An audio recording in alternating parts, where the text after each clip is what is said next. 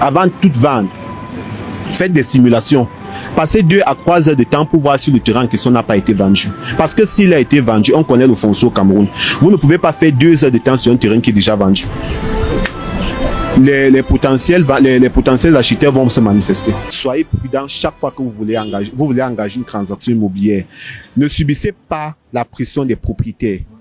Il est mieux de vous séparer sur des petites sommes 15 à 10 000 parce que vous avez fait un certificat de propriété. Mais chaque fois qu'on parle déjà de millions, rassurez-vous que les documents soient présents. Si un document est absent, ne vous engagez pas. Parce que pour un document, vous allez accuser le géomètre. Vous allez accuser le notaire qu'il était mauvais, alors que les propriétaires terriens, peut-être même n'avaient pas ce document en question. Exigez toujours les documents. Si un document n'est pas présent, ne vous engagez pas. Même si le terrain vous plaît comment, ne vous engagez pas. Vous venez de comprendre quelques techniques pour éviter de se faire arnaquer lors de l'achat des terrains immobiliers dans nos pays africains. Parce que l'une des plus grosses arnaques qu'on retrouve dans nos pays africains, c'est lors de l'achat des terrains immobiliers. Pourquoi y a-t-il autant d'arnaques autour de ce secteur d'activité? L'une des raisons, c'est parce que le secteur n'est pas assez régularisé. C'est on a le cadastre qui travaille, mais on rencontre beaucoup de double ventes par des propriétaires véreux et par certains acheteurs qui savent bien que ça a été vendu à d'autres personnes, mais proposent plus au propriétaire qui n'est même d'ailleurs plus le propriétaire lors de cet achat, mais avec des moyens qu'on connaît, parviennent à s'acquérir du terrain et à lancer immédiatement des travaux. Donc la vidéo que vous venez de comprendre nous donne principalement 2 astuces pour limiter les dégâts, pour éviter de se faire arnaquer lorsqu'on veut s'acquérir un terrain immobilier. La première règle qu'il nous donne dans cette vidéo, c'est lors de l'achat d'un terrain immobilier, vous voulez acheter un terrain, vous prenez contact avec le propriétaire, allez sur place, sur le terrain, sur cette parcelle, passez au moins 2 à 3 heures de temps sur la parcelle en question. Il nous dit bien, lorsque vous passez cette tranche de temps sur le terrain, ça va faire en sorte que s'il y a des doubles ventes, s'il y a d'autres propriétaires ou bien si c'est un terrain litigieux, les gens vont sortir, vous demander qu'est-ce que vous faites là, n'achetez pas parce que ça c'est un terrain qui appartient à X personnes ou Y personnes. Soit on va alerter d'autres propriétaires qu'il y a des choses qui se manifestent sur ce terrain. Donc, passez du temps, ne venez pas juste regarder à distance et vous partez, non. Venez sur le terrain, passez du temps, essayez de tailler les herbes et on va voir, je vais vous donner ça comme 3e astuce. Passez du temps sur le terrain, ça va éviter les arnaques qu'on peut retrouver là-dessus. Donc ça c'est la première astuce qui nous donne pour éviter de se faire arnaquer. Je vais acheter du terrain, je viens, je passe 2-3 heures, peut-être plus, peut-être régulièrement pour pouvoir voir s'il y a une double vente parce que les gens vont se manifester, vont vous demander qu'est-ce que vous faites là, c'est mon terrain, oh, vous êtes en train de traiter avec une autre personne. Donc ça c'est l'une des astuces. La deuxième astuce en écoutant cette vidéo, c'est ne subissez pas la pression du propriétaire. Vous voulez acheter un terrain, ne vous laissez pas endormir par les phrases que les propriétaires viennent nous dire. Non, il n'y a pas de souci, c'est un document, ça va sortir.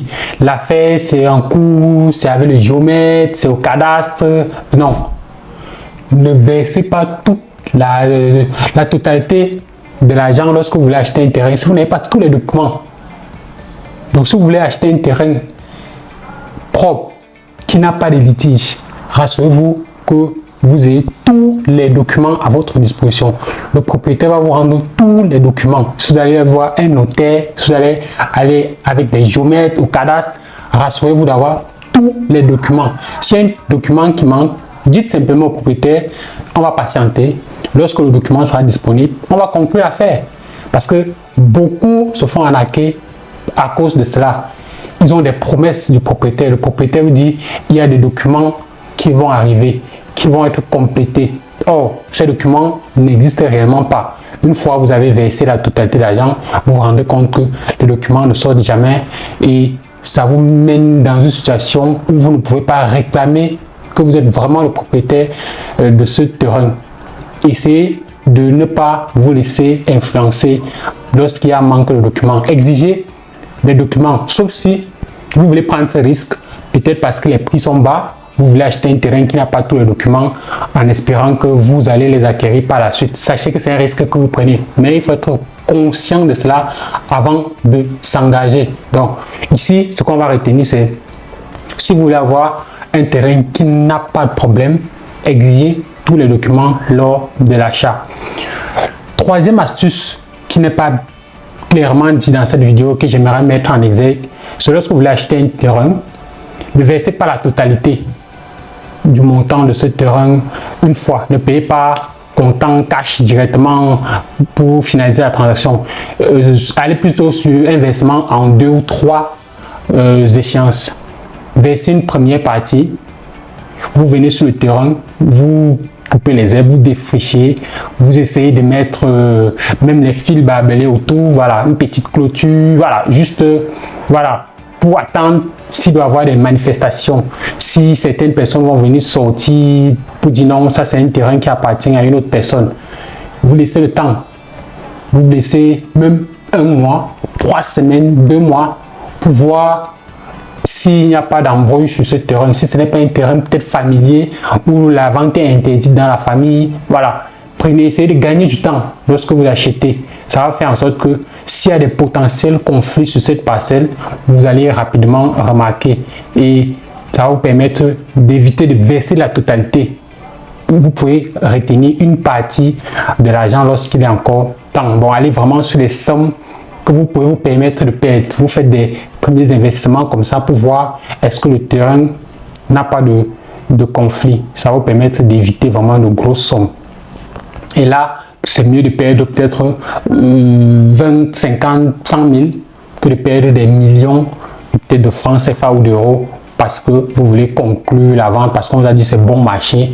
Ça peut être bon marché parce que c'est un terrain litigieux, parce qu'ils veulent prendre l'argent et s'en aller, parce qu'il n'y a pas la documentation. Donc, essayez de prendre vraiment cela en compte. Ça, c'était les 3 petites astuces que j'ai voulu partager avec vous afin de limiter les arnaques qu'on rencontre sur les terrains immobiliers dans nos pays, parce que c'est un secteur qui demande encore à être vraiment balisé par nos États, parce qu'il y a beaucoup d'embrouilles. C'est un le titre foncier et à la fin on leur dit qu'ils ne sont pas propriétaires du terrain. Donc vous voyez à quel point c'est tellement difficile, encore moins lorsque vous n'avez pas tous les documents, parce que même ceux qui ont les documents, les titres fonciers parviennent aussi à se faire doubler, soit par le gouvernement, soit par des géomètres.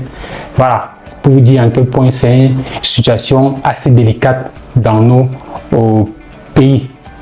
Donc, pour résumer, lorsque vous l'achetez, passez 2 à 3 heures de temps sur la parcelle de terrain pour voir si des potentiels conflits existent.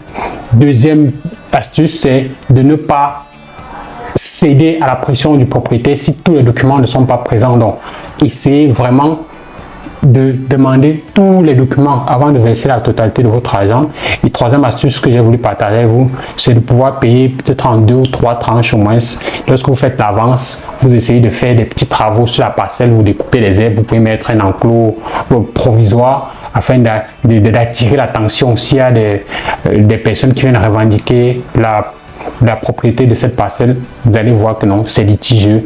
Je ne vais pas m'engager totalement là-dessus. Donc, ce sont les petits éléments qui vous permettent de limiter les dégâts lors de l'achat d'une parcelle immobilière. Je suis de loin convaincu que j'ai donné tous les éléments. Donc, je vous attends dans les commentaires pour me dire comment est-ce que vous faites pour éviter de telles arnaques lorsque vous achetez des terrains. Dites-moi, ceci va beaucoup aider la communauté. Et abonnez-vous si vous êtes nouveau, parce qu'ici on parle des stratégies, opportunités concrètes d'affaires. Lorsque vous voulez faire des affaires, comment est-ce que vous pouvez avoir certaines astuces, comment est-ce que vous pouvez lancer votre activité de vous-même et avoir une certaine santé financière afin de bâtir son patrimoine sur du long terme. Donc, c'est la petite astuce que je voulais voir avec vous. Abonnez-vous, likez.